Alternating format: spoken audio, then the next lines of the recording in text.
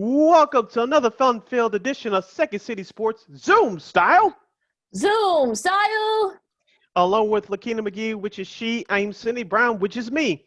You can follow yours truly on the Twitter and the IG at SidKid80. Once again, at SidKid80.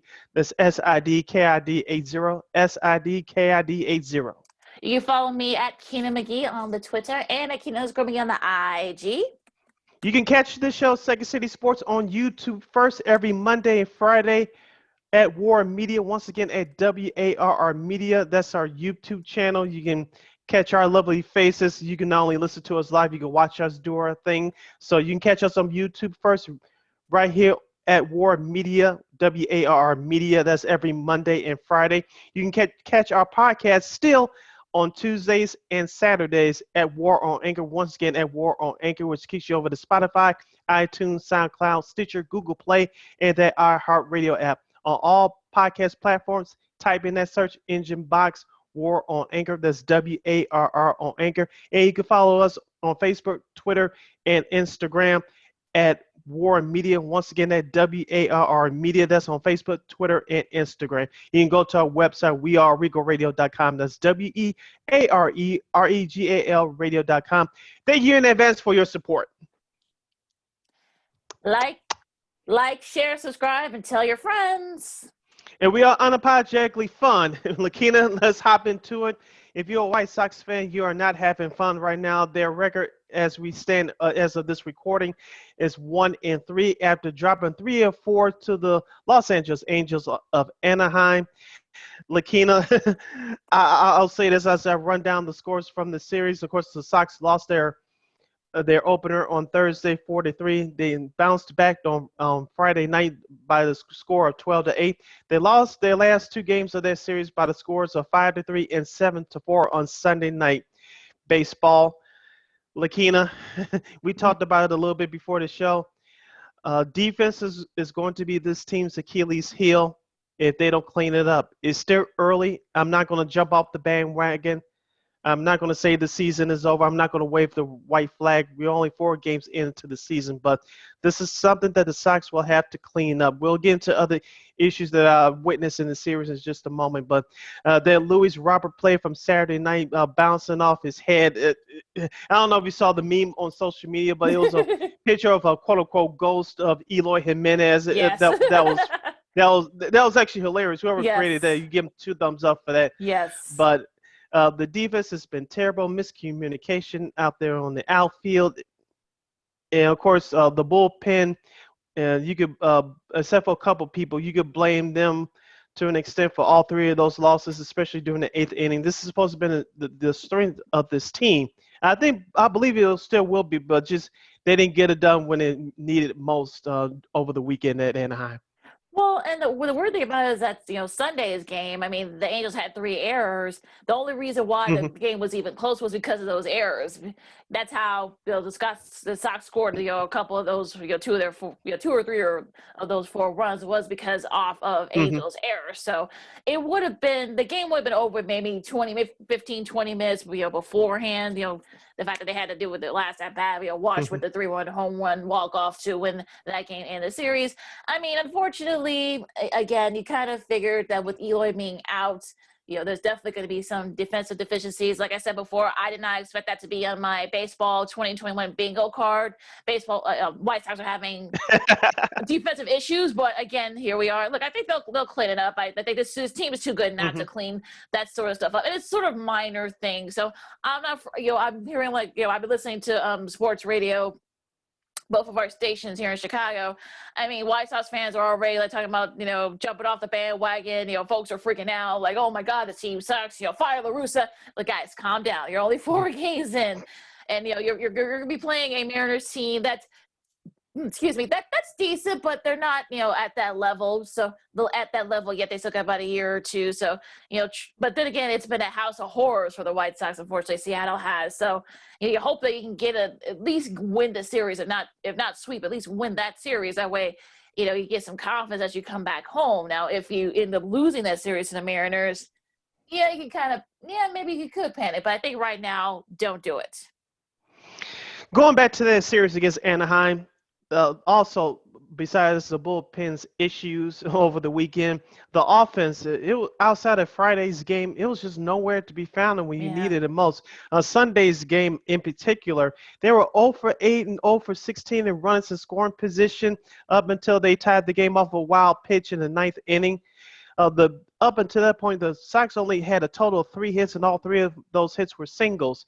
As I wanted to say during our White Sox preview show, and I'll say it here, without Eloy Jimenez, Tony La Russa, the manager, has to take a page out of the 2005 White Sox playbook and to create runs. And you see them starting to do that a little bit. He's going to have to do that just a little bit more to keep pace and to start winning these games. Now, that's not going to work to cover up the defensive issues every night, but you have to get creative with a bunch of hidden run strategies and a lot more stolen, lot more opportunities to steal bases. I Right. expect to see that as the year goes on, but the lack of offense has just been non-existent. Outside of Friday's victory, it's just been non-existent so far for my liking. Oh yeah, and I think that's hopefully they can clean that up too. I mean, they had 10 guys left on base in Sunday's game. You, I think that in total they left like almost 30 guys on base, in total for the Hmm. whole series for the White Sox. So unfortunately, timely hitting, that was sort of the team's strengths last year. Unfortunately, that's not been the case. Tim Anderson had to be pulled out because of a hammy. Hopefully, it's not too serious, and he'll be back soon.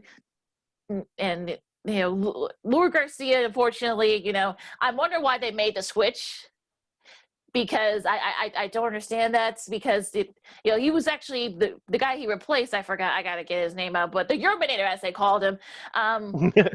He was actually, I think he was like what, 9 for 9 or 10 for 10 or something like that, Sid. So 8 for 8. 8 for 8. So Yeah, to start off his career. yeah, so I'm thinking now he didn't have a good outing on Sunday. He was, I think he struck out a couple of times, but I'm kind of sort of like, okay, so let's get everybody to mesh well and everything. But some people were saying that we saw this in spring training. People were wondering because a lot of the guys weren't hitting, or they didn't, there wasn't a lot of good timely hitting. That some people were wondering, did that spill over? So we'll see. Shout out to the Urbanator, your main Mercedes. Your main Mercedes, What? or I think it's Mercedes or something. I don't know how they pronounce. I know. I think I heard Benetti pronounce it Mercedes, but then I heard Len Casper say Mercedes. So I have no clue how you say his It's name. Mercedes now since that hot start.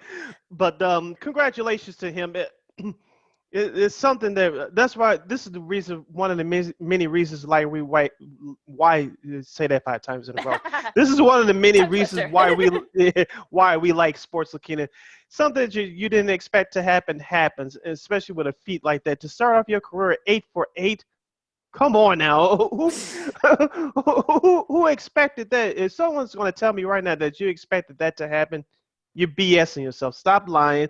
You were surprised just like everybody else. And it was a fun thing to watch. Now, like you mentioned, Lakeena, Yerman struck out a couple of times on Sunday, but the man is human. He's not going Yeah. to get a batter every single time at the plate.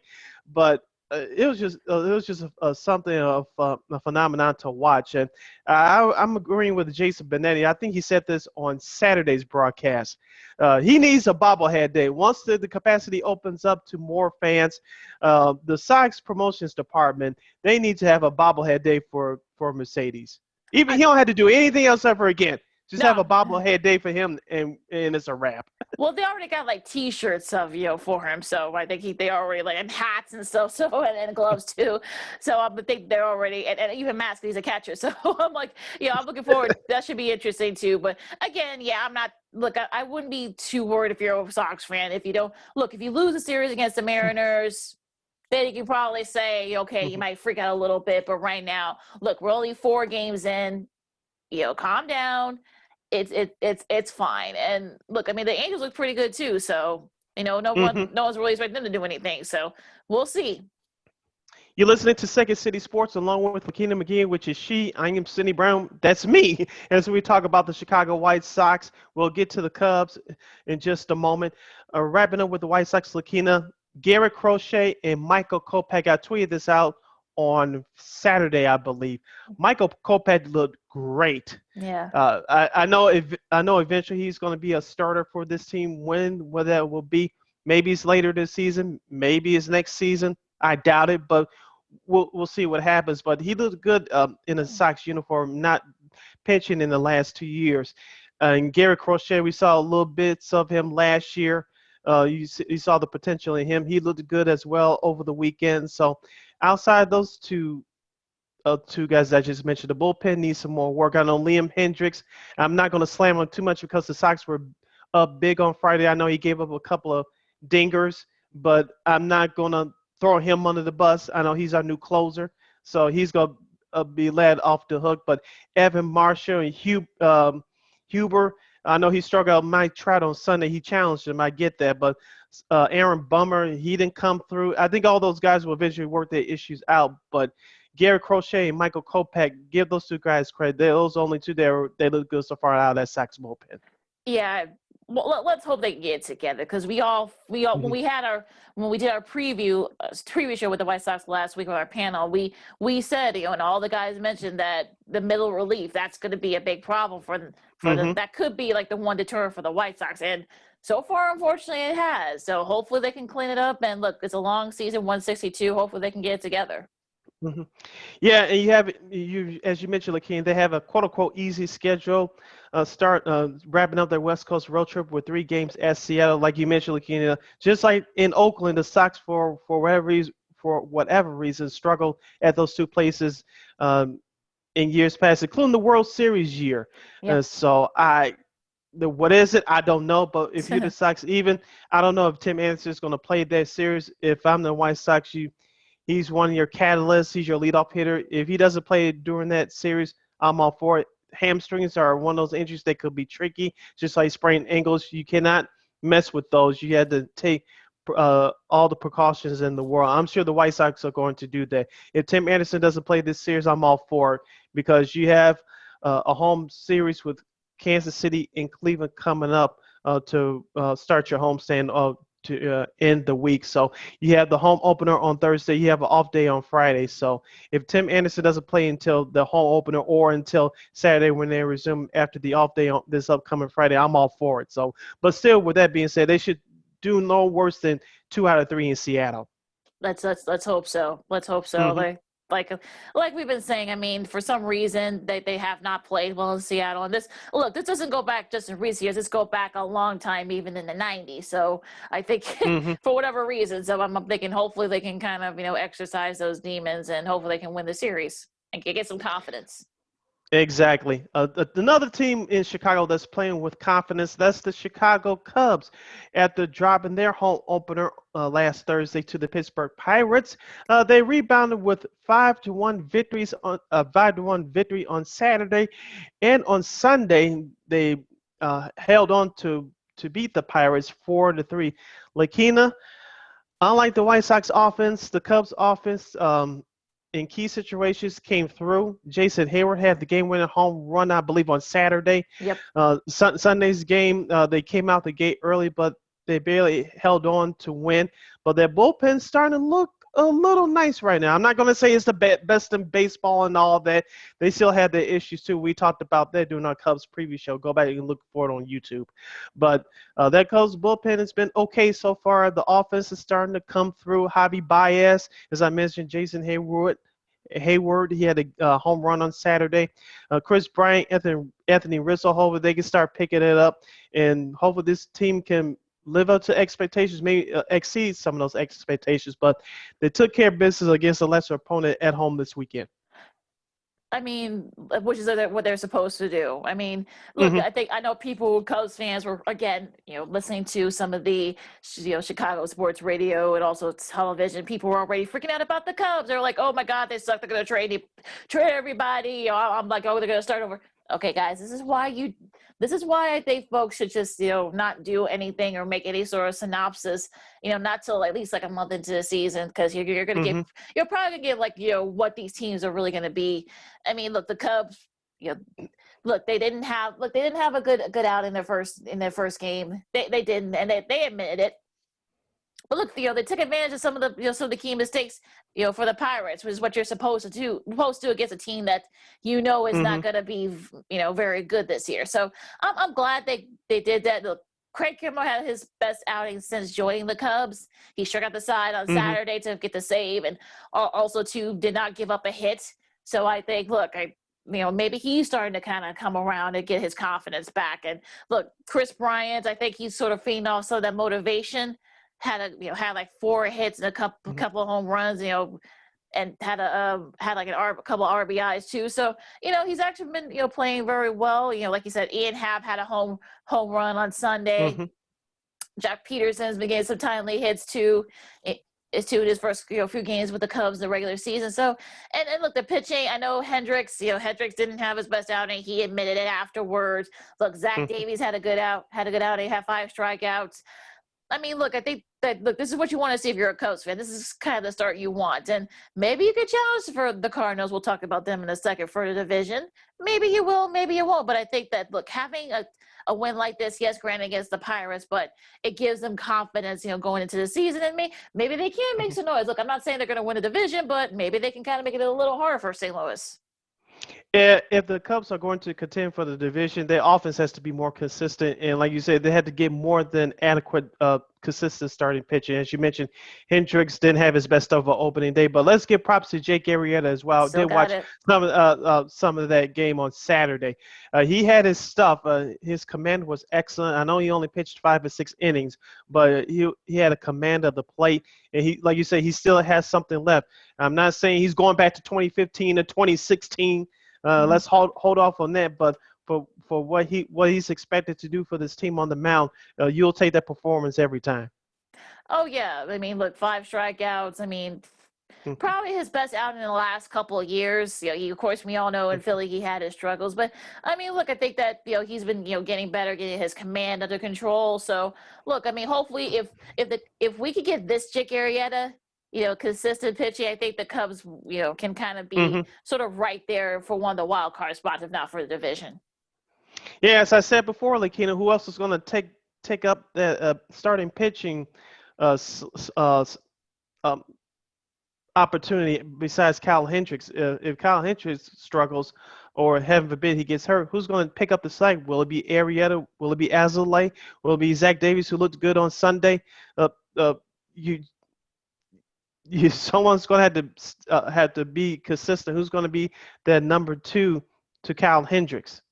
Yeah, it'll be interesting. Jake Arrieta, like I said before, he had a strong start on Saturday. I want to see what he does going forward for the next month before we really start to judge what can we realistically project for the rest of the season. Should be very interesting, though, for Cubs fans, I think. And look, I think that, I said before, the Cubs could probably contend for a playoff spot if they can be consistent with both their pitching and their hitting. They have a series against the Brewers at home, so we'll see what they can do.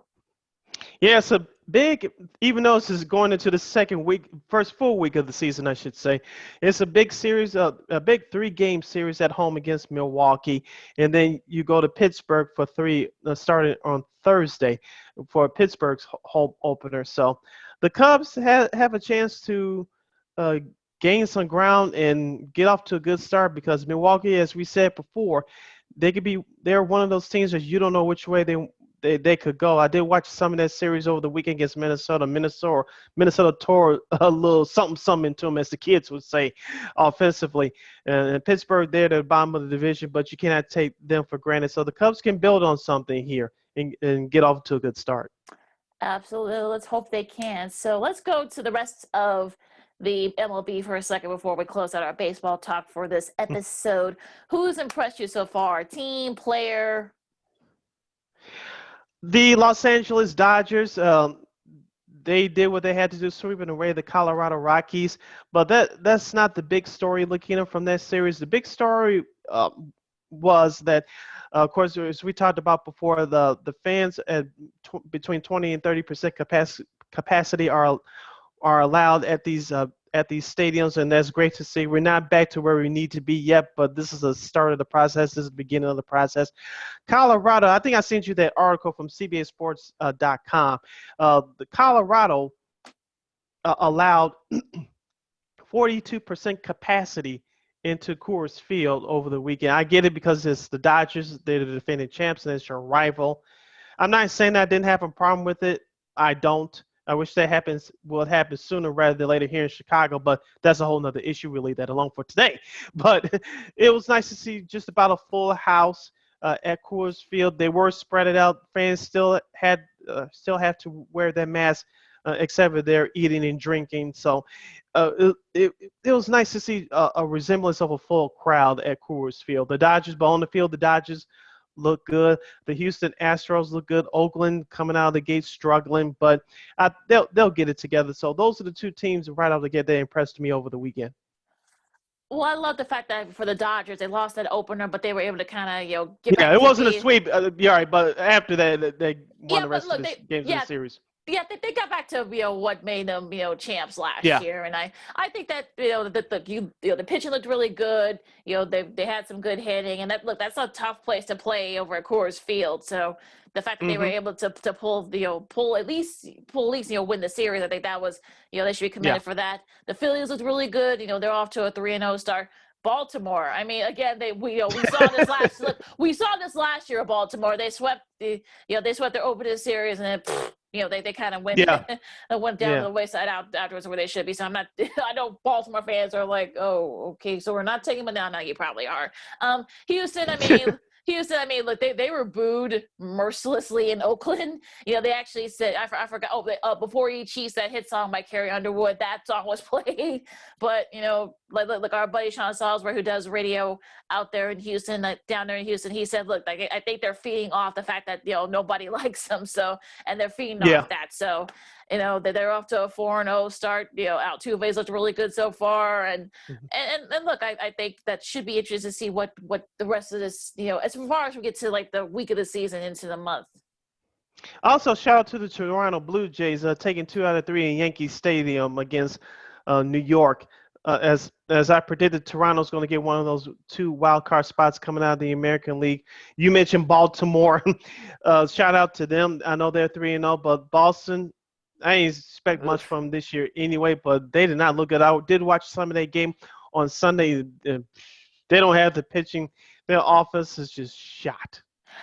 Yeah, I think how the mighty have fallen, right, Sid? They were competing for division. They were competing for division titles just 3 or 4 years ago. Now they're back to kind of where Baltimore will probably end up being. So it might be a fight with them. Who'll have the worst record in the AL. So AL East, I should say. So that'll be interesting. And look, I'm not worried about the Yankees. Look, that's a really good upstart Blue Jays team. And I think the once by this time next month, I think we'll probably see both the Yankees and the Blue Jays sort of battling out in the AL East.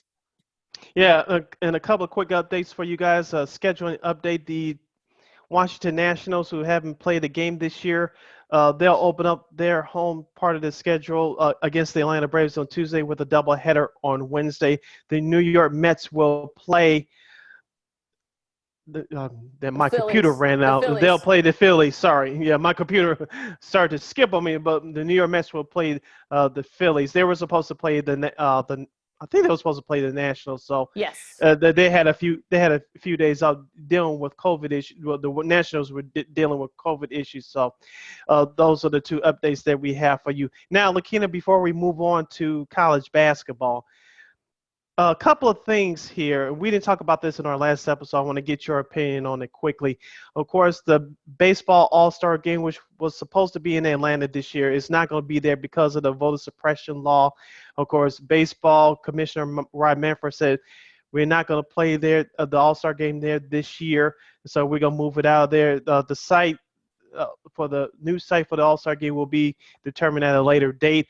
And the governor of Texas, he was supposed to throw the first pitch for the whole opener on Tuesday. He backed out because he disagreed with baseball's decision of moving the All-Star game out of Atlanta. I know some people don't want sports and politics to mix. I get that to an extent, but sometimes you cannot avoid it. I want to get your opinion about did baseball do the right thing? Yeah, I think they did. They probably felt that, and I think also too it was corporate America. I think corporate America Hmm. sort of was the ones like some sponsors decide we're going to pull out of sponsoring the All Star Game in Atlanta if MLB didn't do anything. So they really didn't do this because out of the goodness of their heart or because it was the right thing. It was because sponsors were threatening to boycott and pull out. So that's that's in that sort of close the chapter in that sense. But look, I mean, look yes, elections have consequences, but if you do something stupid, you win you play stupid games, you win stupid prizes, and now you're missing out on that's what 60 million for the city of Atlanta. Yeah. Sorry, y'all bought this up on yourselves. So, look, I mean, hey, Illinois, look, we just made voting easier here in Illinois. Our Governor Pritzker, decided a new bill, to make Hmm. voting easier here in Illinois. So, hey, MLB, what about us? Hi. I was thinking about that, Lakeena. Me selfishly, I want it on the south side, but we haven't had it since 2003. So I think when the MLB All-Star Game gets back here, it will be in Wrigley Field. For those of you guys that may not remember or just don't know, the last time Wrigley Field had hosted an All-Star Game was back in 1990. If you remember that, it was Mhm. almost a rainy night. They barely Yes. got the game in, Yep. but that was the last time Wrigley Field hosted an All-Star Game. I think when it gets back here, it'll be in Wrigley Field. Of course, everything has changed about that neighborhood since then. Of course, thank you to the Riggers that made it a playground over there. I haven't been over there since they rebuilt that, but from the looks of it on TV, it looks really nice. So I'm assuming that they finished with the majority of it. So if I don't think it will happen this year, but probably my guess would definitely be in the next 5 years you'll get the All-Star game in Wrigley Field because they haven't had it longer here than the White Sox. So. I mean, they might put it at Dodger Stadium. I know Maybe Gavin. they were supposed to have it last year, but due to COVID, they had to Yeah, so wipe it out. yeah, so then they might take it to Los Angeles. I know Gavin Newsom, who's the governor in California, he's been lobbying for it too. So there's going to be a fight on Yeah, who's going to get the All Star game. I'll be interested to see who does end up getting it. yeah.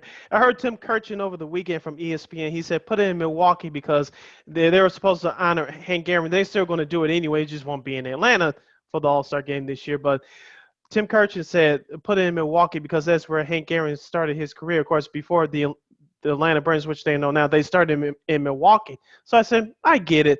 If you're Commissioner Manfred, do you really want to put the All-Star game in Milwaukee? I know they haven't had it since '02. If you guys don't remember, they had the infamous time Buck Sealy had the famous shrug, and they did that. This time it counts BS, which thank goodness that's not a part of the All-Star game anymore. Thank goodness. But if they put in Milwaukee, fine. But I think there's better options. That's Yeah, just me. yeah, I think they'll probably put in like in one of the bigger cities, like Los Angeles, like Chicago, here in Chicago, like New York. It'll probably end up being in one of those particular cities. One place they're not going to put it there yet is Texas, especially after what the Mm. governor did. Nah, that's not happening. No, I think your governor, that governor just ruined it for themselves. Yep. All right, so Sid, let's do some college hoops now. We unfortunately won't be able to break down the national title game on the men's side between the two number one seeds, and I think this is probably the matchup I think a lot of college hoops fans wanted. Well, you got it, Baylor and Hmm. Gonzaga. Baylor will try to derail Gonzaga's undefeated season, of course. Gonzaga's trying to vie for undefeated season since 1976, but Hmm. both teams are vying for their first national championship in men's hoops. So I think this will be the first ever national champion for Gonzaga, if I'm not mistaken, unless they've won it in other Yes. sports. Okay, so someone's going to win their first, regardless. We'll see what happens. We'll have the breakdown later this week. Yep, and let's review the two games from Saturday. Of course, we'll start off with the instant classic. The primetime game is number one. Gonzaga gets by UCLA 93-90 in overtime. Jalen Suggs with a 30-footer at the end of overtime to give the Gonzaga Bulldogs the victory. Lakeena, remember I told you my key to that game was who was going to have the least amount of turnovers. UCLA stayed with Gonzaga throughout that whole game. They had a couple of chances to win it at the end. They couldn't convert, but Gonzaga came through when they needed it most. Even though it was a lucky shot by Jalen Suggs, it was a great shot. It was a great ending to a great game. I'm not going to say it was one of the best games ever. It's right up there, top five. You could say, let's be fair. but that was a great game to watch. And UCLA, even though they lost technically on the score sheet, no no one really lost. You know what I'm saying? It was a great game between two great teams. UCLA should hold their heads up high. No one expected them to get on this run. I know they're not the powerhouse in college basketball like they used to be before we were born, but it was one hell of a run by the Bruins. Tip your cap off to them. Gonzaga did what they had to do down the stretch. Yeah, I mean, I'm kind of like, look, to me, I think, yes, it was a great shot by Suggs, but the fact that they needed a Mhm. shot like that, especially when we were hearing pundits say, oh, well, they're going to blow UCLA out by like 20 Mhm. plus points. Look, that did not sit well with me. I remember all y'all, and look, I could be petty and bring up some of y'all tweets, but I'm not, so I'm not going to do that. Look, I mean, Purge.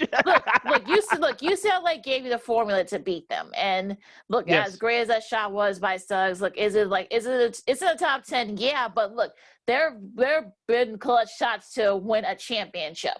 If this had been for the championship, then I would put it up there. I think Chris Mhm. Jenkins, the late great Lorenzo Charles, I think they were, and also Key Smart, even though there was still about 10, 15 seconds left in that, Mhm. Syracuse still had a chance to win. That was in the 87 championship game. They were all like a word. So, but yeah, look, they did what they're supposed to do. And look, this is what, top teams do. They come back. But again, like UCLA gave you the formula, and we'll talk about it later this week, but it'll be interesting to see what happens in the national championship game. But look, classic game, I wouldn't put it up there. Yes, it was look, the the Duke UNLV game from '91, that was really good. Yes. The That best was a college good, basketball game I've ever seen. yeah. Exactly. There was another game from like a few years back that was really good. I forgot, but yeah, there have been better games. I think. Oh, the Georgetown St. John's semifinal from '85. That was a good Mhm. one. So look, I think you gotta love living in the moment. Twitter. That's what I said. You gotta love Mhm. living in the moment. Twitter, because everybody, oh, this is the best shot ever. This is the best game. Okay, guys. Look, I think, did you forget some of these other games, especially like Chris Jenkins won just a few years ago? It's been 5 years, which is crazy. It's been 5 years, but that Yeah. game was good, and that was for the championship, folks. So, Let's not forget the great Mike Jordan. Now Michael Jordan. He was with North Carolina back in 1982 when he had that shot. yep. So we had some great moments. Now, breaking down the box score quickly from this game, Timmy from Gonzaga had led the team with 25 points. Chris Bird had 15 points. Jalen Suggs, who hit the game winner, had 16. Name Band had 11 points, and Ayaye had 22 points. So I like the balanced scoring that Gonzaga had, and you need that, especially at this time of year. Yeah, yeah. It was a good look. The scoring was good. You'd like to see the spreading out of the scoring, but again, I think UCLA left some shots out, and I Yeah. think that defense. I think someone should have put a body on Suggs. Mm-hmm. Maybe they didn't have a timeout left. I know Mick Cronin was yelling like cover him or something like that. I guess they didn't hear him, so that's what ended up happening in that front. But again, like I said, Gonzaga is not unbeatable. I think, like I said, UCLA gave you the formula, so we'll Mm-hmm. see. Once we talk about it, hopefully this will be a classic game on Monday, because if you look at Baylor just hammered Houston. Now again, look, Baylor, can defend very well. They actually were able to, take advantage of some of those bad shots, they were missing. That Houston was. They were 6 for 19 from 3-point range, Yeah. 31%. They didn't score for like almost 10 minutes in the first half, so that's why Baylor was able to pull away when they did. So I'm interested to see once this game is played on Monday night. Hopefully it's a classic one. Now, what do you think about that first semifinal? As I said before, Lakeena, I thought there would be. I would be shocked if Houston got blown out. Of course, they got blown out. That was an ugly game to watch. I did turn it off in midway through the second half because Houston had a chance to get back in it, but Baylor was just too strong. And remember, my key to that game was who was going to out-rebound who, especially on the offensive end. I know that it was a 33-28 advantage at the end of the game for Baylor, but at halftime, Baylor had a 9 it was a 9 rebound differential Yep. on rebounds, 20-11. And Houston was just missing a lot of open shots, and they were turning the ball over as well. So as you mentioned, they didn't score for for 10 minutes straight. It was just ugly. And Baylor's 3-point shooting, especially in that first half, it was just right on point. But yeah, and also to their defense, I think that they forced for some of those minutes that they Mm-hmm. didn't score. Houston did. I mean, Baylor played a lot of some really good team defense. So, Mm-hmm. like I said, I think we were surprised that it would end up being a blowout. I mean, maybe we shouldn't have been. I mean, he's just had no answer because, like I said, when Baylor hits their threes, they're pretty much Mm-hmm. unbeatable. So, That's fortunately, exactly Houston. what happened too. Yeah, so unfortunately, Houston had to learn that the hard way. Yep, Houston had to learn it the hard way, but I just didn't expect that Houston would play this bad. I know they didn't get much coming from that bench. I know most of it came up in garbage time toward the end of the game, but you couldn't get anything going, and no one decided to step up and say, this game is on my shoulders. I'm gonna carry you through. We're down. Let's try to come back.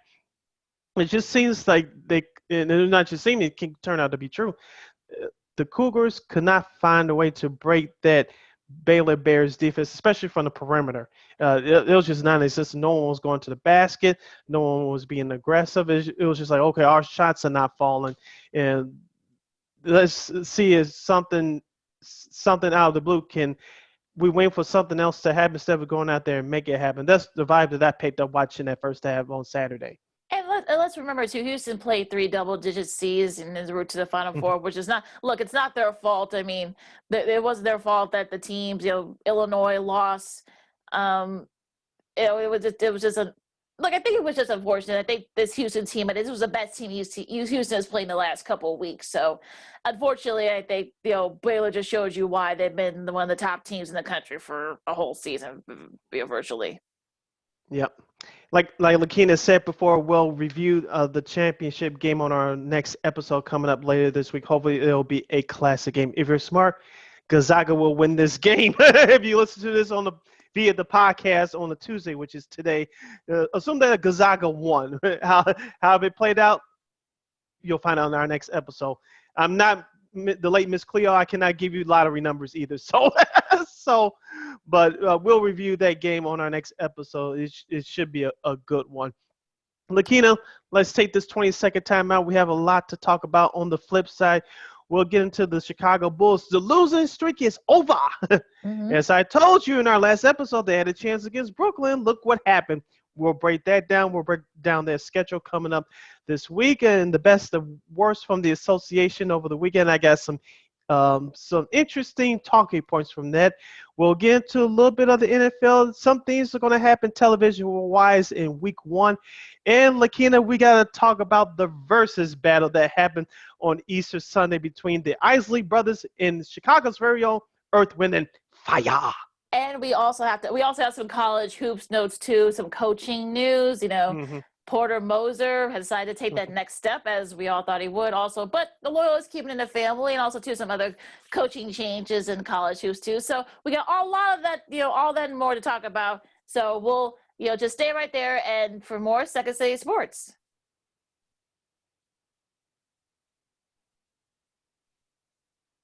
Welcome back to the second half of Second City Sports Zoom style. Zoom style. Along with Lakeena McGee, which is she, I am Cerny Brown, which is me. You can follow yours truly on the Twitter and the IG at SidKid80. Once again, at SidKid80. That's SIDKID80. That's SIDKID80. You can follow me at Keena McGee on the Twitter and at Keena_McGee on the IG. You can catch Second City Sports first on Tuesdays and Fridays on YouTube at War Media. Once again, at WAR Media right here on YouTube. And you can still catch our podcast every Tuesday and Saturday at War on Anchor. That's once again at WAR on Anchor. Type that in your search engine box on all podcast platforms, including the iHeartRadio app. You can follow us on all social media platforms. That's Facebook, Twitter, and Instagram at War Media. Once again, at WARR Media. That's Facebook, Twitter, and Instagram. And you can go to our website, weareregalradio.com. Thank you very much in advance for your support. We love you. Like, share, subscribe, and tell your friends. Before we move on to the Chicago Bulls and the NBA, Lakeena, you have some quick coaching nuggets from the college basketball world. I do, of course, Porter Moser, we talked about in the last few weeks. We were wondering, whether or not he's going to go and take that next step. Well, he has. Over the weekend, he was named the head coach over at Oklahoma, replacing the retiring Lon Cougar, I should say, who had a great career, 674 wins, went to 20 NCAA tournaments, including 2 Final Four appearances. One of those was with the Fighting Illini. The other one was with Florida in '96. That was before Billy Donovan came along. But we kind of figured that that Moser was gonna get that next step and take that that job. And look, I mean, I guess Loyola offered him a whole lot, including like Cubs tickets. He's a big Cubs fan and such. But that was just what they were saying. But unfortunately, it was enough to lure him. And look, they've built a nice program over there. I know Oklahoma's a football school, but they got a pretty good basketball tradition there too, both on the men's and women's side. So congrats to him, and also congrats to Coach Kruger on his retirement. And we'll see what he does there. I mean, hopefully that style can kind of resonate. And look, he can kind of give teams like Baylor and Kansas and Texas Tech and Texas, who I'll get to in a second, but give them a kind of a run for their money. Yeah, congrats to Coach Moser. He did great things in the city of Chicago. He brought basketball back to life within the city limits. Of course, we talked about it before, Lakeena. They'd been missing. I know that last time they made the tournament was like 15 years ago, I think, 03, 04, and they got embarrassed by the eventual national champion UConn Huskies at that time. But it's been a long time since the college basketball team that played within the Chicago city limits captured the city. DePaul was that before Bulls basketball, before we were kids. Okay, for those of you that are history buffs and they were born way after us. DePaul basketball was the mecca in this town. Okay, and they have been captured that since we were kids, and that's been a long time ago. Yeah, I'll let you do your research on that. Yeah, but Porter Moser did his best. He stayed a decade at Loyola, got him to the Final Four in 2018. We know about his personality, his coaching style. As I said before, Lakeena, this is what happens when you're in a mid-major compared to a big conference. Now that Moser's in a big conference in the Big 12 for Oklahoma, he's going to do a good job. Give him a couple years to get to where that program is. That program was good already, but to implement his system, his style, and get his type of players that he wants in there, give him a couple years. I wouldn't be surprised if they made the tournament next year, but from where the Sooners want to go, give him a couple years. But I think he's going to have instant success. So good luck to him in the Big 12. Should be, I mean, he's going to do great things there, no doubt about it. Also, shout out to Lon's son, Kevin. He's now the new coach over at UNLV. Chris Beard takes over for Shaka Smart, who went to Marquette. He left Texas Tech, so that job's now he goes about an hour and a half, a little further west to, I think it was east, or northwest, I should say. My Texas geography is not very good. To Austin to get to Texas. It's a Texas job. Richard Pitino, of course, he's didn't go out the market long. He's going to New Mexico. His top assistant Ben Johnson, the state of Minnesota, as the head coach, so he got promoted there. Loyola, they kept in the family. Drew Valentine, who is Denzel's older brother, he's going to be taking over at Loyola to sort of implement that same system. So he should be able to recruit. He was actually one of the top recruits. He got a lot of those guys. Like Lucas Williamson and Krauwick and those guys from the team that went to the Final Four a few years ago. He was a big influence on that. Of course, Mike Woodson's now Indiana. Tony Stubblefield, who, if the name doesn't sound familiar to DePaul, people, he was actually, Dana Altman's top assistant for years over at Oregon. He now takes over for Dave Little at DePaul. And those are some of your quick college hoops coaching nuggets. And North Carolina, of course, is still out, so we'll see what happens with that job. But those are your college, and also Texas Tech too, now that Chris Beard's gone. So those are your college hoops coaching nuggets. Back to you, Sid. Dun, dun, dun, dun. Tonight on World News. Yes. Let's go with the Chicago Bulls, Lakeena, as we talk about the Bulls in the NBA. The Bulls' 6-game losing streak is now over. They defeated the New Jersey Nets on Sunday. 115 to 107. Nikolai Vujic led the Bulls with 22 points and he grabbed 13 rebounds. Kyrie Irving, who was the only healthy superstar for the New Jersey Nets, he had 24 points and 15 assists. Lakeena, a couple things that stood out to me. Balanced scoring from the Chicago Bulls team, even though Kobe White, the point guard, is still out with his injuries. He's dealing with that. Zach LaVine had a nice, strong game with 25 points in 35 minutes, even though he's still dealing with that ankle. But I think it's safe to say this, call me crazy, but until further notice, Thomas Satoransky, he's the starting point guard for this team. Yes, And he's doing an adequate job right now. Yeah, Sato looked really good. I have to say, he had 19 points. It was a season high for him. And look, I know people want to kind of give an asterisk to this win because of, like you said, Kyrie was the only healthy Nets. I mean, look, they still had Blake Griffin and LaMarcus Aldridge in his first start with them. Bruce Brown, who's actually a pretty good guy off the bench, also Joe Harris as well, guys off the bench. That's actually still a pretty good formidable lineup for the Nets. I know, yes, Harden was out. Yes, KD is still have issues with his hamstring, but look, that's still a pretty formidable lineup. So anytime you can beat one of the top teams, in the NBA, you gotta be feeling pretty good about yourself. And look, LaVine, you kind of tell he's still struggling a little bit. Look, he scored 25 points. I mean, come on now. Vucevic, had a double-double. Again, he continues. Like, he's, we're seeing what made Vucevic so good down in Orlando. Patrick Williams had 11 points, made some key rebounds there with some steals. Also, too, Thad Young had 12 points. Also, Daniel Theis, who, like I said, is going to be, a cult figure here in Chicago, had 10 off the bench. So, look, some great. Including 2 and 3 from downtown. Where did that come from? Yeah, look, he can shoot the three pretty well, believe it or not. I know people find it hard to believe. But, yeah, look, I think, this is the kind of win that, that can only do good for your confidence. This is sort of like the ease. They're going, the Bulls are kind of going to the easy part of their schedule, quote unquote. They play the Pacers tonight. I'm looking forward to see how they look. But look, I think you got to be feeling pretty good. I know Bulls fans are sort of freaking out about after that 6-game losing streak, but I think hopefully this is a sign of things to come for the Bulls. You would hope so. Going back to that game on Sunday against New Jersey, how about Troy Brown Jr., who was part of that trade for Vujic from the Boston trade. From Boston. Sorry, I said Vujic, but he came off the bench. He gives that energy. That's what you like to see from guys like that. That's looking for opportunity to get more playing time. Mr. Brown had 28 minutes of scoring 6 points, but he grabbed 7 rebounds, so he contributed on the defensive end, and that's what you like to see from this Bulls team. Yes, there's still going to be problems with the interior defense, like you mentioned before. Daniel Theis, I like him. He's going to be a cult figure here, but someone else is going to have to step up defensively, especially in the paint, because everybody thought that Vujic trade was going to solve those issues. Vujic is not a defensive guy, folks. He can score offensively, and that's what you want to see. But defensively is not Vujicic's game.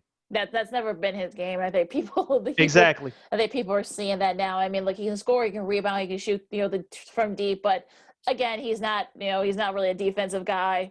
That's still going to be an issue for the Bulls. Look, as long as, balanced scoring, I think that's all you can ask for if you're a Bulls fan. I know some Bulls fans are saying, let's take the rest away and try to get that top pick. But again, that's out the window, folks. Yeah, the East is so bad. I mean, unfortunately, I'm not using hubris here. I mean, it's true, unfortunately. That's why the Bulls, despite that 6-game losing streak, we're still in 10th right now in the East, despite all that. So, again, I think the Bulls are going to get into the playoffs in some form. Whether it's I know they probably won't get to the top top 6, but they'll get to one of those play-ins. And look, you want to see how this team looks, so you can build on for next season. That's really what AK and Mark Eversley are striving for, I think. Yeah, we'll break down the rest of the weekend coming up in just a moment.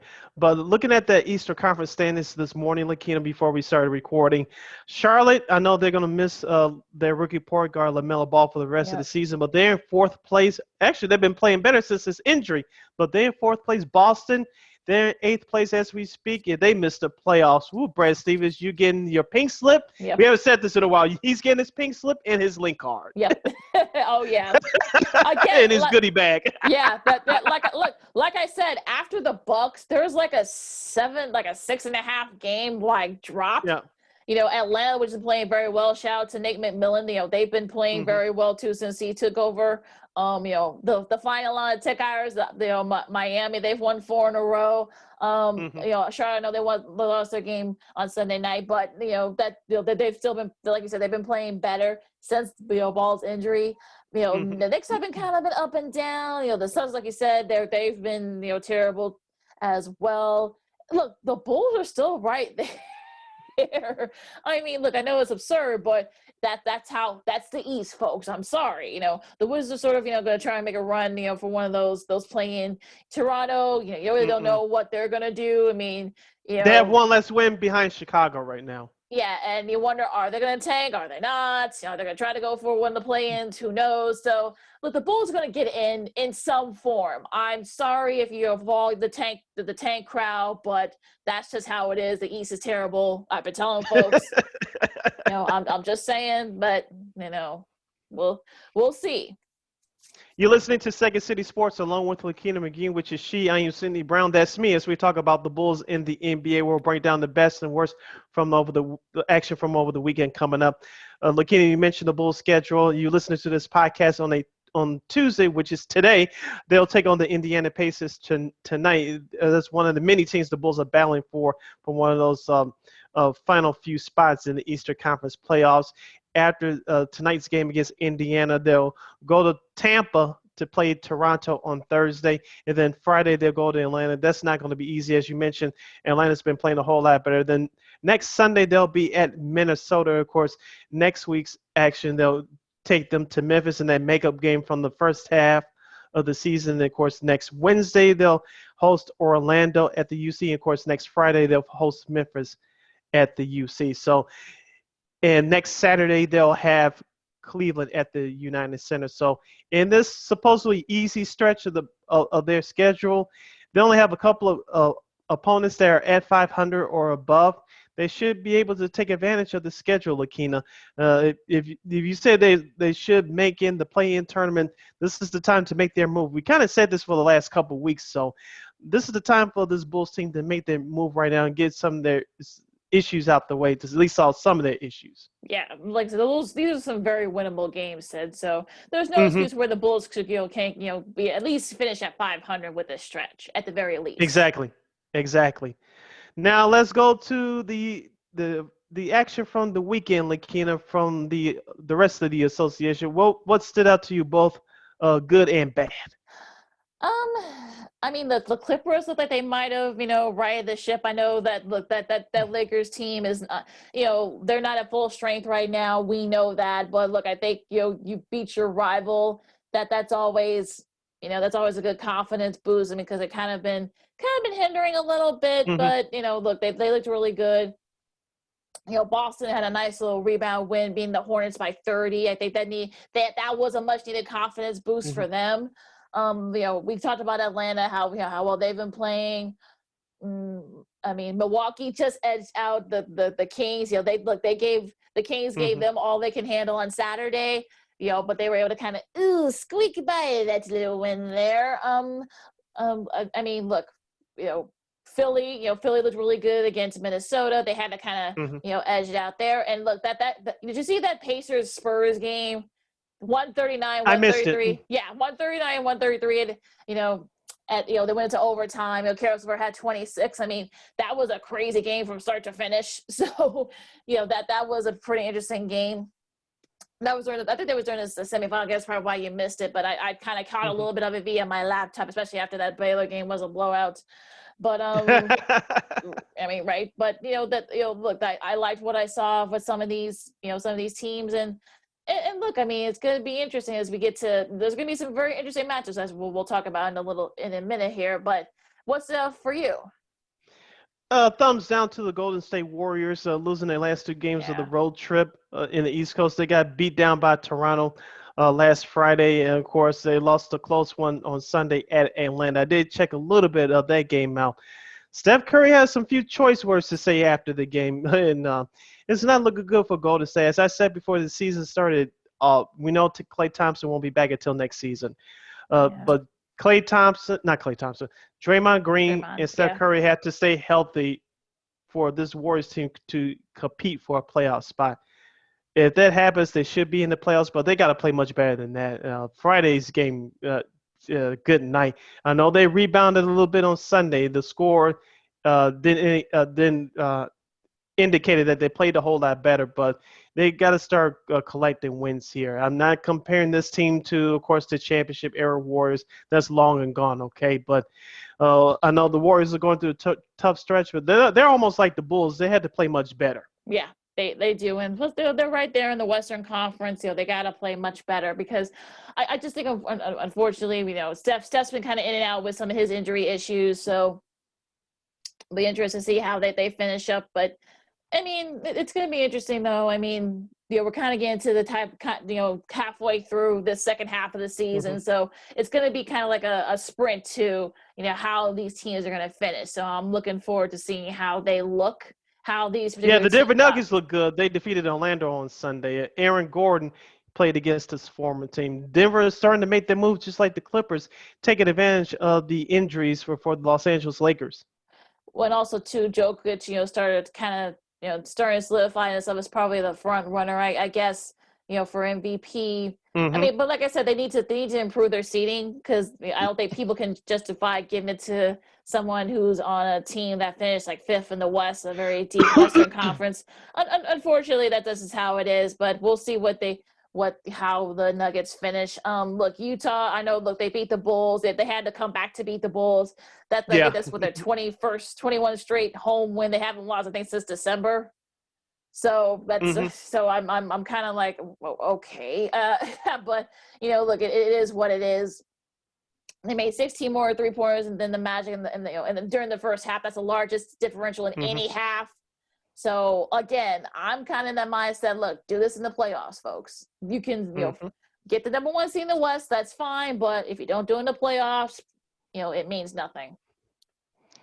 I couldn't agree with you more on that. Now let's preview some of the games that you should expect to watch this upcoming week in the association. Let's start with Tuesday's schedule, which is today for those of you listening on the podcast. Of course, as you mentioned, Lakeena, the Bulls will play the Pacers tonight at 6 p.m. Central Standard Time. The first game of the TNT doubleheader at 6:30 p.m. we'll have Philadelphia at Boston. Philadelphia has been the best team in the NBA, perhaps the best team in the East all year long. Joel Embiid, hopefully he'll come back to play. Boston, they really need to turn it around. Their record stands at 500 right now.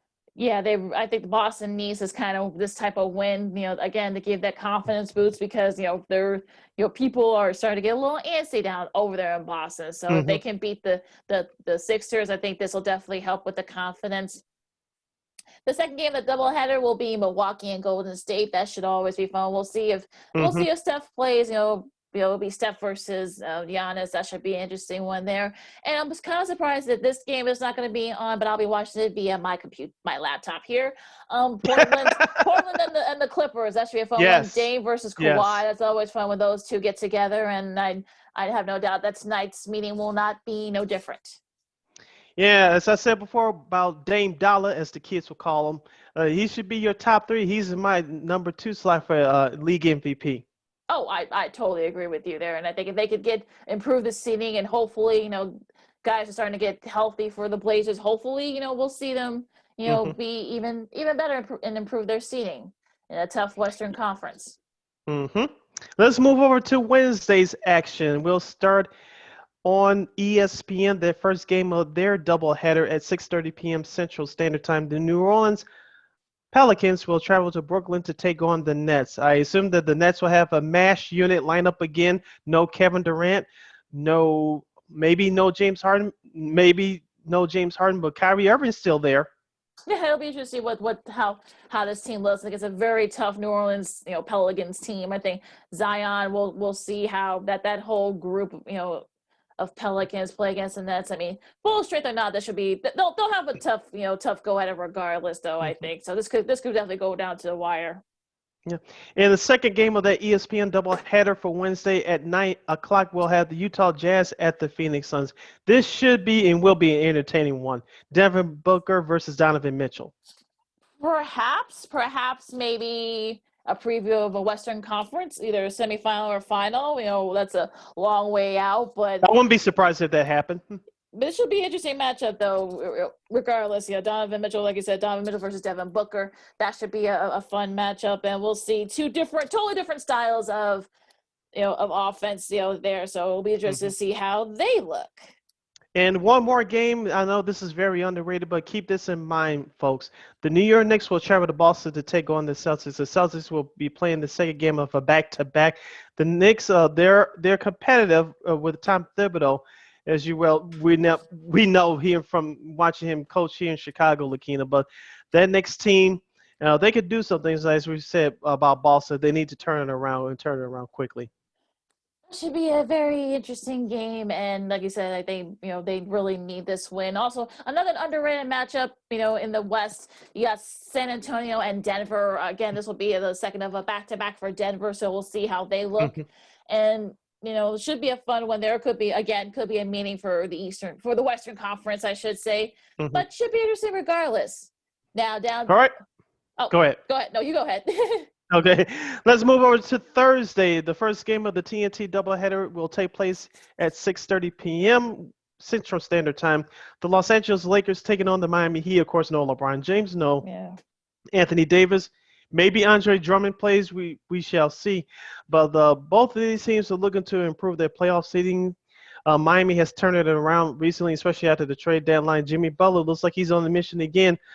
Miami's playing some good ball right now. The Lakers just need to ride the ship until their superstars come back. Let's hope they can. Hopefully, like you said, look, we saw how Andre Drummond looked with the Lakers. The fact that unfortunately, now I guess he has an ingrown toenail. Oof, that'll hurt. I'm sure, especially for a big guy like Drummond. Hopefully, he'll be back.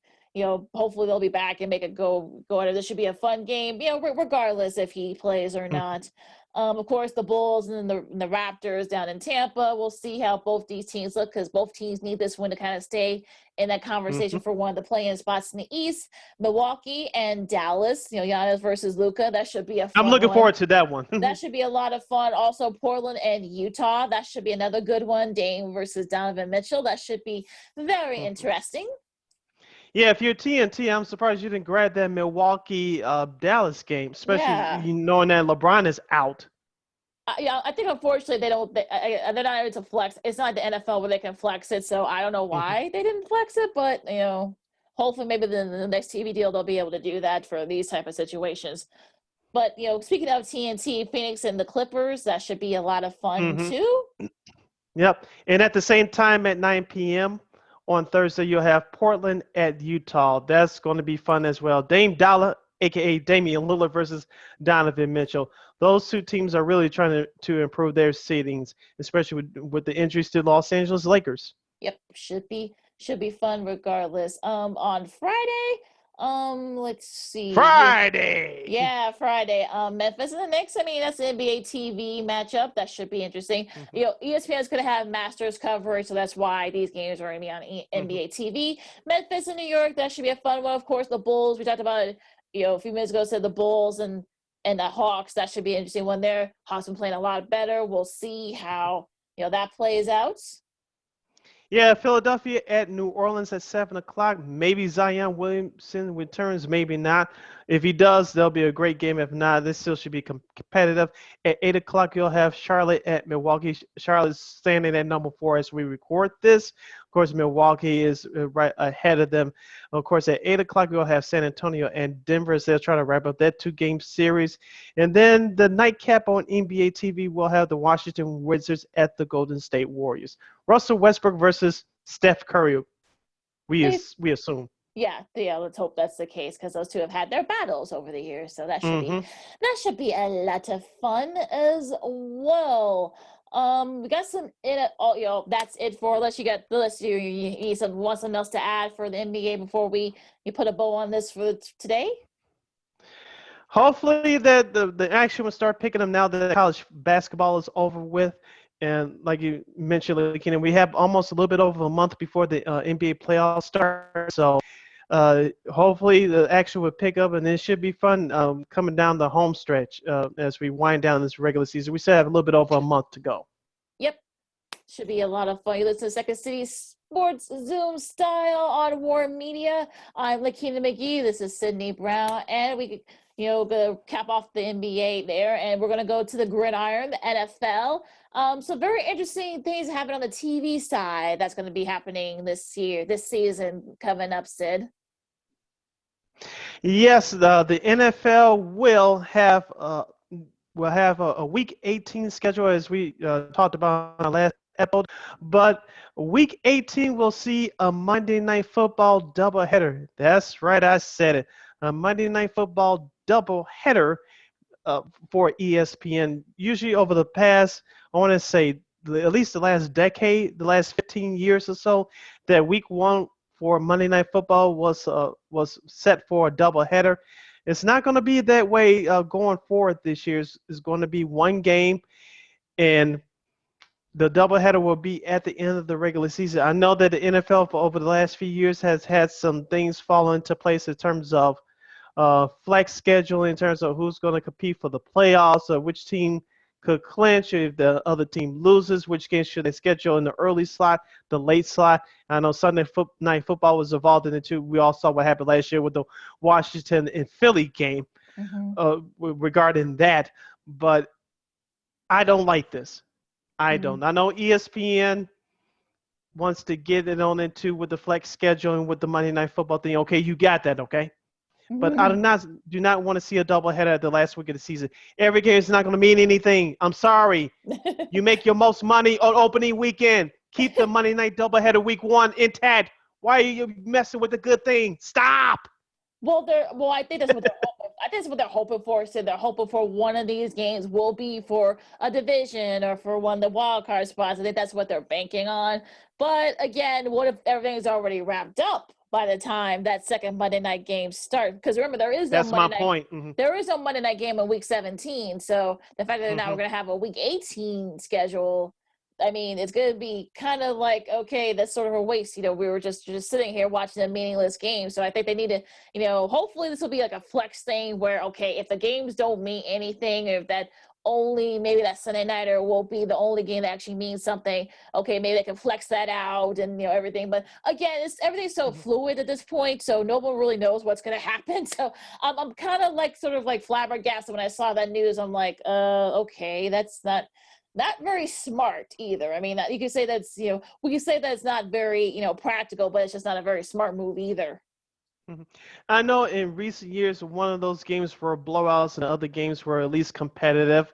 Okay, so you ESPN, you were okay. But like you said, in week 18, if both those games were, or let's just, okay, you get the doubleheader in week 18.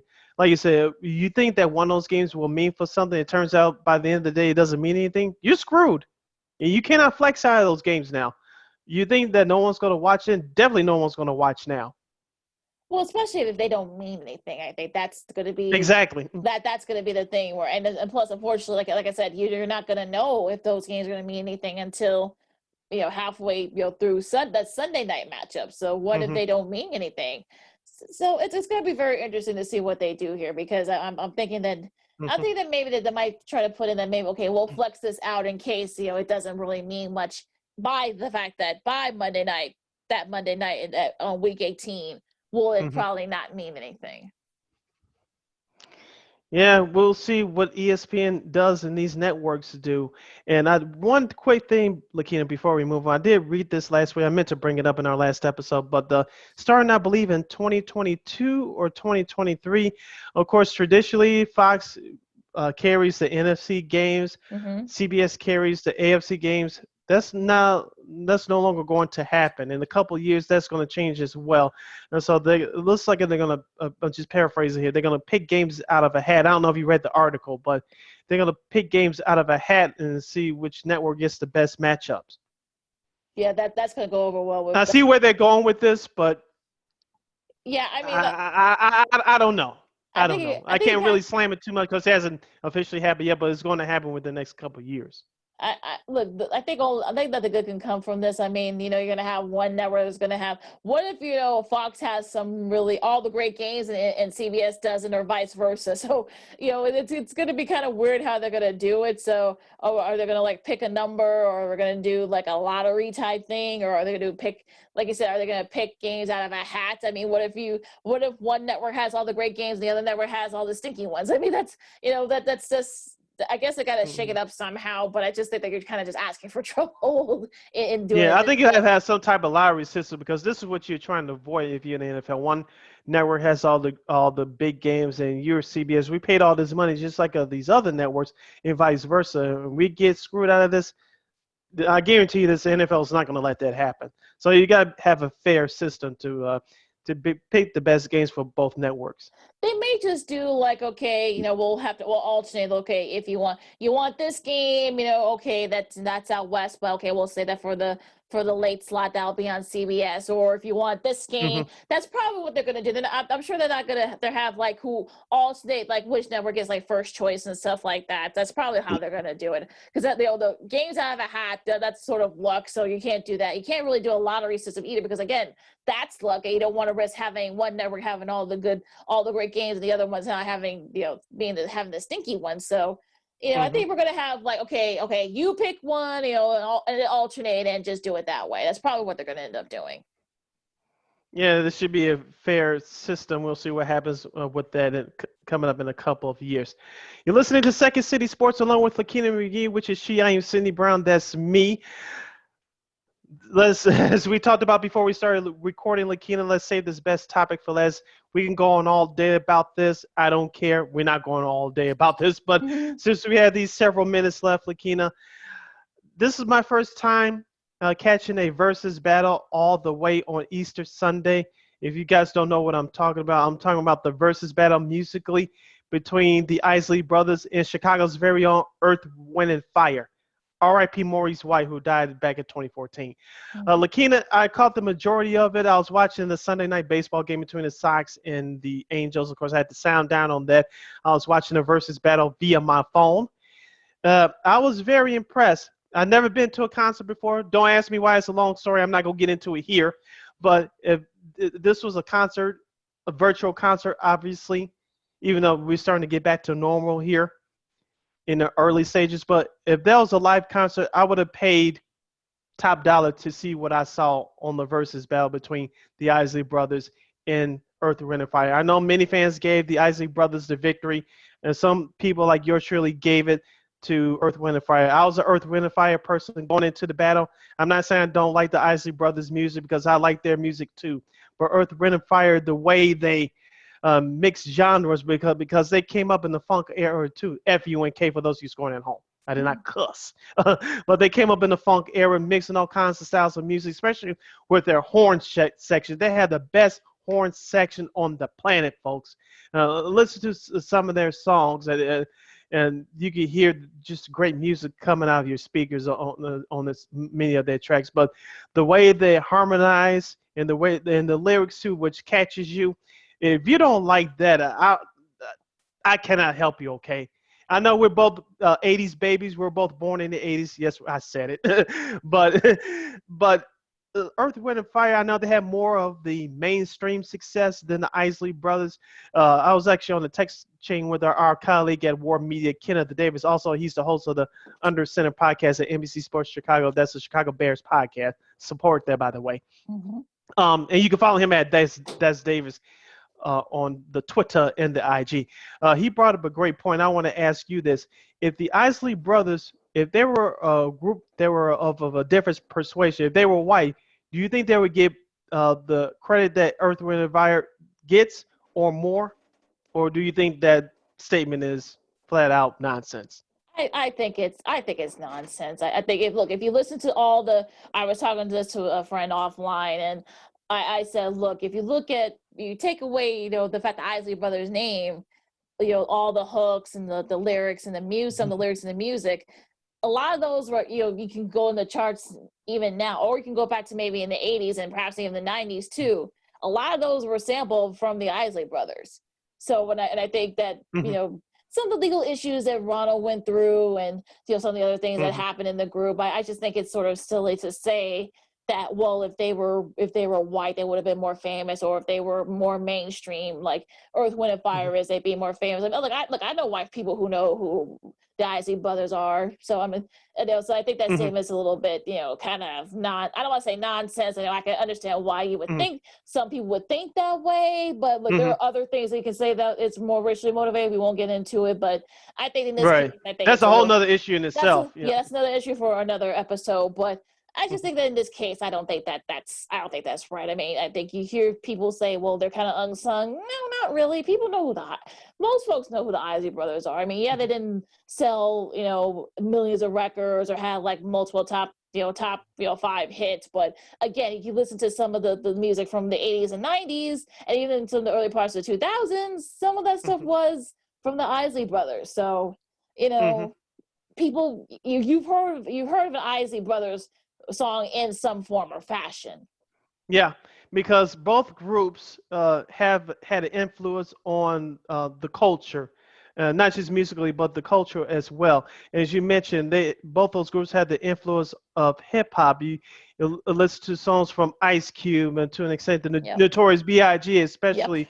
I love it when they call me Big Papa. They sampled the Isley Brothers Yep. in between the sheets. So, in Yes. Ice Cube's "Today Was a Good Day," that's an Isley Brothers sample. Yep. So, those are the two prime examples right there. There was also other no-name rappers that sampled their both those groups' music as well. Queen Pen, A Party Ain't a Party, that came out in Yes. '97. That was Earth, Wind and Earth and Fire. Fire's. Yep. That's an Earth, Wind and Fire sample as well. So both those groups had influence throughout the genre of music and hip hop as well, and just throughout the whole culture period. The Isley Brothers have been together for 50, 60 years. They started in the late 50s. Yep. Of course, they went through the 60s. Of course, they picked it back up in the 70s. They had some hits in the 80s too, not just early, but in the late 80s as well. They performed one of them on the Verzuz battle on Sunday, "Smooth Sailing," which is an underrated song in my opinion. But they performed that. Of course, Ron Isley re-imaged himself in the '90s with the Mr. Biggs Yeah. uh, image. And shout out to R. Kelly. I know he's not a popular name right now, but that's a whole nother episode. But I Mhm. know he gets the credit for producing those songs, and no doubt. But Ron Isley's now ex-wife, Angela Wimbush, she was behind the scenes with the imaging as well. So let's give her credit for that. If you don't know what I'm talking about, go to unsung episode Yep. of Angela Wimbush on YouTube, and they'll give Yep. you more information about that. But and also, Ron Isley had some hits in the early 2000s that you mentioned as well, even without the production of R. Kelly. So this man has been around for a long time. He's 79 years young. I don't know if you caught it, Lakeena, but he had that golden cane on him. He Yes, was he standing did. up strong, looking good. It was a few times that a few of the songs that the Isley Brothers sang. He took off those glasses, took off that hat, and he looked good. He has a gray beard now, but he still looks Yes. good for 79 years old. Yeah, we know he's had some legal issues, but he's been able to kind of overcome that. And look, if you think about it, I mean, look, you go back to the '60s. I mean, look, Paul McCartney, I think even said it as far as recently, he said, look, if it wasn't for the Isley Brothers, the Hmm. Beatles wouldn't be where they were, or become Hmm. household names if it not been for the Isley Brothers. They had a lot of influence on how they gave into some, the music and lyrics and stuff like that. Hmm. So, look, I think that should look. If Paul McCartney is saying that, I think you better listen to the man. So look, I think it was a Yeah. great versus battle. Like I said, I tuned out because Steve Hart was making about himself too much, so I couldn't deal with it. I do agree with you on that. During the second half, we talked about this before we started recording, but Steve, during the first half, it was more about telling the stories and stuff, Yep. so that both the groups couldn't perform the songs longer than they wanted to. But I like Steve Harvey, but that first half, like you said, he made it a little bit too much about himself. I know he's the black red R bag with that smoking of that cigar, but but outside of that, but during that second half, you didn't hear him as much. So they let both those groups go, and they performed all the hits. If you know them, if for those of you that missed it, oh, did they perform this song or that song? They played all the hits. So All I don't the know where you can catch it. If you catch it somewhere, please go look at it. It was a great battle. I will sing along to most of those songs. Lakeena, I'm gonna be that guy. I'm be that quote unquote old man, get off my lawn. But me and you are both '80s babies. Listen to radio in Chicago with like BMX, now V103 and WGCI when it was actually a great radio station back then. Mm-hmm. You can. I'm sure you grew up in this type of household. I know I did. Every Saturday morning, doing chores and doing stuff around the house, your parents turned on that music, and whether you liked it or not, you had to listen to it. So, you know, great music like that. I'm not saying it wasn't needed back then. Obviously, it was, but it's more needed now more than ever. Everybody talking about the COVID-19 vaccine. We need a vaccine on this whole music industry, to be honest with you. And so we talked about it before. I'm not gonna get into too much on here, but there's no balance, and this is all across the board. It's not just hip hop, it's all across the board. That the what both groups brought to that versus battle, it was just tremendous. I knew all the hits, maybe one or two songs I didn't know, but most of the songs I was singing along with them or humming to. It was just great to listen to and see. I was in nostalgia Mm-hmm. on Sunday night, and I do not and will not apologize for it. I mean, look, it was a great battle. They got some great battles coming up in a couple of weeks. They got Method Man and Red Man. That should be a fun one too. A couple of weeks after that, they're gonna have SWV and Escape. Versus, I'm I looking mean, forward to that one. or Versus has kind of become sort of like this, nostalgia. I think they really took off, during COVID, so people were kind of just Hmm. yearning for nostalgia. So look, Yeah. Easter Sunday, that's a pretty, they had like about 500, 600,000 views. Hmm. I really hope they really should consider putting their stuff on YouTube, because I think that Yes. that could, really help for those of us who are not on Instagram, or for people who, probably didn't get a chance to watch it because it was a holiday. But I think Hmm. they're trying to capitalize on that. But that's not a bad number too for Easter Sunday. But look, I'm looking forward to some of the other ones that they have coming up. And look, let's kind of like mix up a little bit, do some rock, or some, maybe like, adult contemporary type music, because there are a lot of, some people have said maybe, Backstreet Boys versus NSYNC. That'll probably never happen. Oh no. Stevie Wonder versus Elton John. I mean, that might get a lot of people's attention.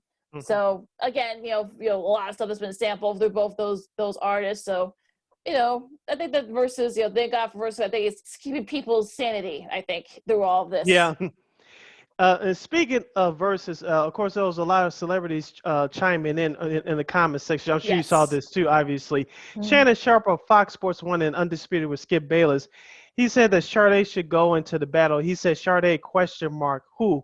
And most people, including yours truly, said Anita Baker. Would you watch that? I know she's retired now, but would you watch that battle? I would. Yeah, yeah, I'm sure she'd probably come out of her retirement to do that. I mean, both women, have had their hits back in the Hmm. 80s and even the early 90s. That should be an Hmm. interesting one as well. So look, I think a lot of people are having their opinions on who should be, which versus battle do they want to see. So I'm like, it'll be just see what, how far they can go with this. All right, before we get out of here, Lakina, I know you say watch some of that battle. Like I said, I watched pretty much the majority of that. Do you have any favorite Isley Brothers records or Earth, Wind, and Fire records that people may not know or do not know? Which ones would you say first? Oh, there's one Earth, Wind, and Fire song that you can only play one song, what would it be? Oh, what? Oh, there's so many good ones for both. I would, September. I mean, that way you don't have to worry about it not just being in September. So I Yeah. think that would be a good That was one one of the there. last songs they did last night, on Sunday night, rather than the battle. Yeah, They did do that one. that's I like another. that one. That was a good one. Shining Star by them. And look, there were so many Yes. hits. I mean, look, Who's That Lady by the Isley Brothers is a good one too. So Hmm. there's, like I said, there's so many good ones. It's hard to kind of, mesh on one particular song or two particular songs. It's hard to kind of narrow it down. But look, I think hopefully they'll have it on YouTube, especially if more people sort of lobby it for it on Hmm. YouTube. So I'm looking forward to some of these next battles. I mean, look, Summer Breeze by the Isley Brothers was another good one. I think that's probably kind of Yeah, like, that was one of the first songs they did when I watched the yeah, battle. it was composed by Seals and Crofts. So that's people Hmm. who remember that version, they don't remember the Isley Brothers version, but that was a good Right. version Remember, too. Isley Brothers did that version second. Like you Yeah. said, the first group that you mentioned, they did that first. Seals and Croft, yeah, that was both Hmm. versions were very good. So if you're kind of like depending on what you're in a mood for, but that's another one of my favorites. For the Isley Brothers, I mean, Footsteps in the Dark, both parts of that. They're both very Hmm. long. The LPs, if Yeah. you remember, the old LPs were like 15 minutes. Of course, you can't do Oh that. yeah. You can't do that kind of stuff now. But Mm-mm. I mean, this should be very interesting. How this will whole mesh, because I think that this will definitely be something that'll get people of all generations into. So nice Yeah. little battle there.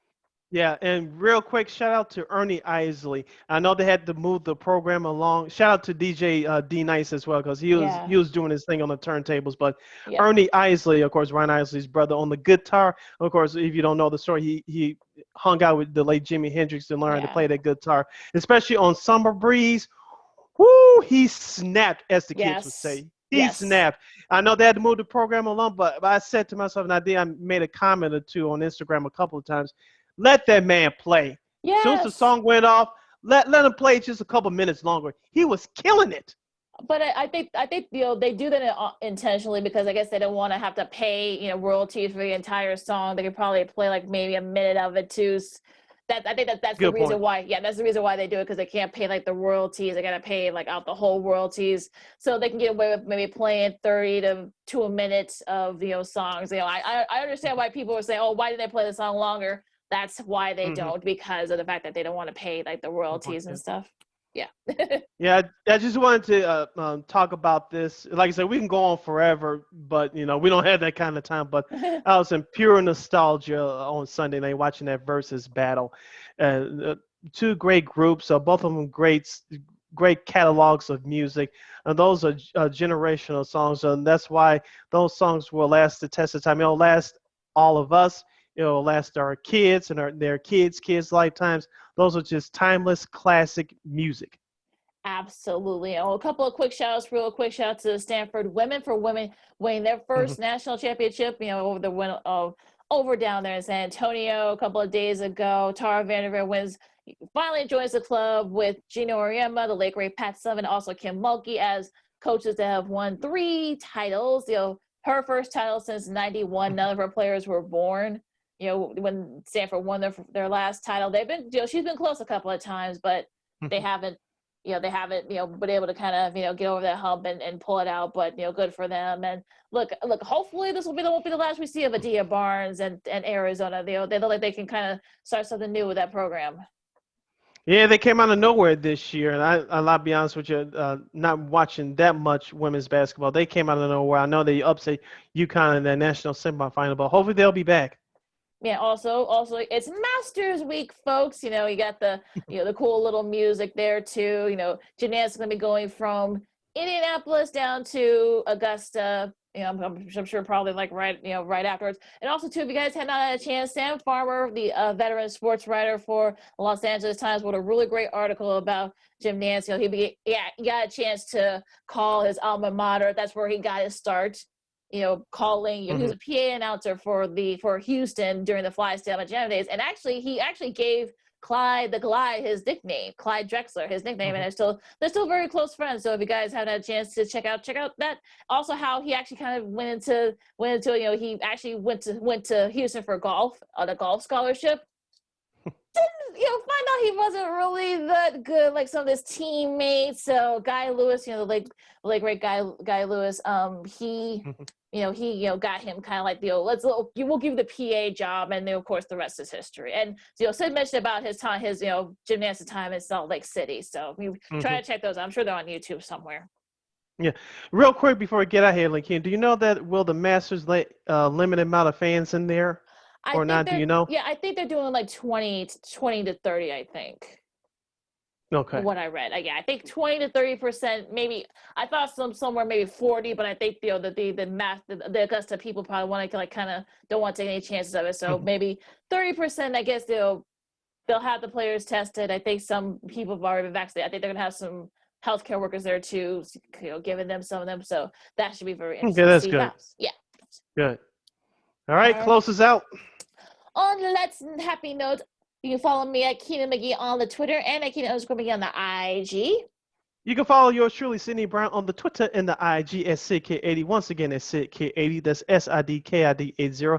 That's SIDKID80. You can catch this program, Second City Sports First, on YouTube every Monday and Friday, right here on YouTube at War Media. Once again, at WARR Media. That's every Monday and Friday. And you can catch our podcast version of this every Tuesday and Saturday at War on Anchor. That's once again at WARR on Anchor. That kicks you over to Spotify, iTunes, SoundCloud, Stitcher, Google Play, and that our iHeartRadio app.